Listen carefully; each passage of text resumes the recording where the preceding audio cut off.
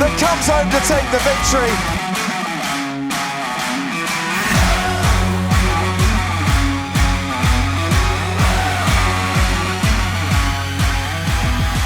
What's up, everyone? Daniel Ricciardo here.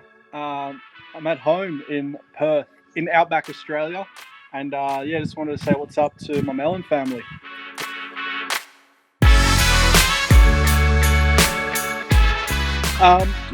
Favorite book? Magazines don't count. Yeah, as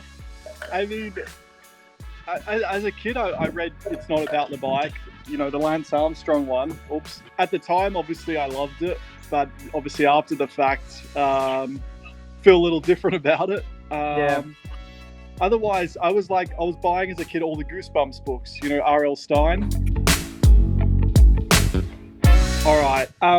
Like the obvious one for me is Dumb and Dumber, but I feel like the whole world's seen that. So my kind of left of field one is Friday Night Lights. I'm going to throw one more movie in there. And I still feel it's underrated. Big actors, but underrated. The Other Guys. So as a kid, like high school, I was a real sucker for One Tree Hill. Yeah, so I know I'm probably going to get some heat. But look, I was a teenager. I really had a crush on Sophia Bush, who was named Brooke in the show. So, yeah, I was like mad about One Tree Hill. So that was like my OG one. Ones, I guess, Stranger Things. I love Stranger Things. What else have I been watching? I mean, if we're going to go more towards documentaries, Tiger King. Oh, Tiger King, bro. Daniel's telling me Tiger King's the craziest thing he's ever seen right now. My wife's Lauren's looking at me, rolling her eyes like unreal. It's the worst yet the greatest, all in one. Like literally, we were both super into it, and then when they announced that the dude Ant had 5 wives, Lauren was like, "Oh, this is bullshit. This is so stupid."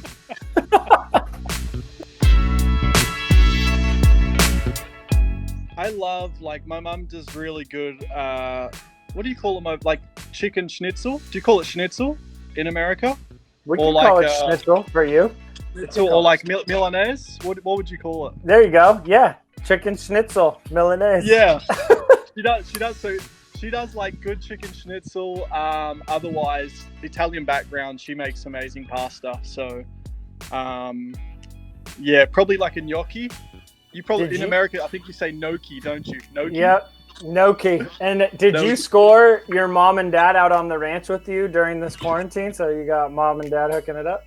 They're coming back and forth. They're doing like quarantine in the city at home, and then they're coming out here a bit. So I think Mum's bringing a shipment of schnitzels tomorrow. Money. Or cutlets. Cutlets we call them as well. Cutlets. I don't know. It's got too many names. Absolutely. I think still to this day, push-ups are great. Just checking it's not a bee, it's just a fly. Big Australian bee. I gotta watch out here. Push-ups. So push-ups are great because you get like arms and shoulders and chest, but also core. Like it works because you've got to stay really strong through your core to keep a straight posture. Yep. So you get like a combination of a workout through a push-up where some people think it's just, arms. So push-ups are good, don't need any equipment.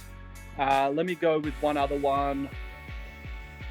It's kind of the same movement. You got like planks and stuff, but push-ups certainly my go-to. Just full body squats. Just get as deep as you can, and if that's too easy, you do single leg squat.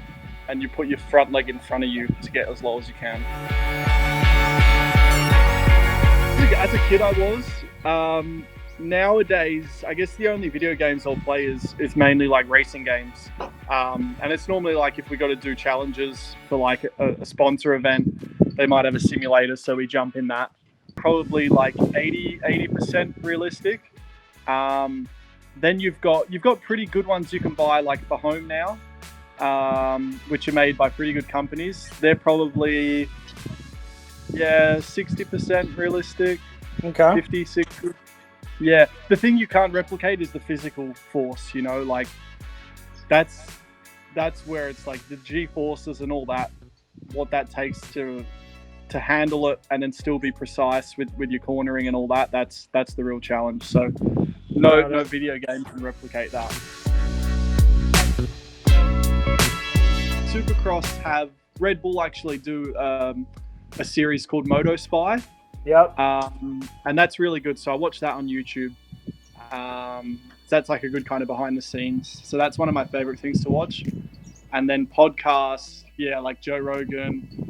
I'm all like, and then it's all really just MMA stuff, like Brendan Schaub stuff, Below the Belt, Yes. Ariel Helwani, MMA Show. I mean, going back to bikes, like I've always wanted to be able to ride a bike good, and it's more like I've been more fascinated with like jumping. So like a mountain bike, I would say the last couple years I've started to get more confident, like jumping, bigger jumps and stuff. So just having that feeling of like being in control in the air, that's something I always kind of craved having, but there's that element of risk as well. So I got to be careful, but that's something. Otherwise a skill,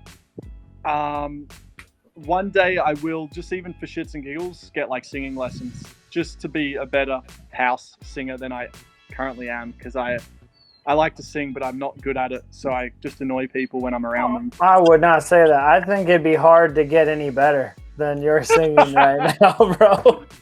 I'm like Will Ferrell and Step Brothers. No, bro, it's one of my favorite things to watch you let loose. I think it helps the world heal whenever they catch a DR song live in a car session. All right, I've been writing some raps in this spare time, so I've written down like lyrics. I'm just gonna figure out how to now rap it, and I'm trying to like look at some apps online to like get the beat for the rap. All right, you gotta touch base. Fun. Like I'm not trying to say here I'm gonna be good at this or anything, just to mess around. So this particular house with so much land, probably jump. Well, actually, if I change, I don't know if I can change the camera, or look, I'll just show you. Hold up. Yeah. All right. So like, there's some little dirt jumps there, and I've built them with that. So just jumping in the machine and just messing around and building things, like you've literally got the option to be a kid and do what you want out here. So that's what I love doing more than anything, really. It's very easy out here to get your day started because like sun comes up and every morning's pretty beautiful. So we've got it's a bit of a mess right now, but we got like yoga mats and stuff out here. It's not very tidy right now, but so basically come out here in the morning and just do like a kind of yoga stretching routine for about 20-30 minutes, and that's normally the best way to start the day.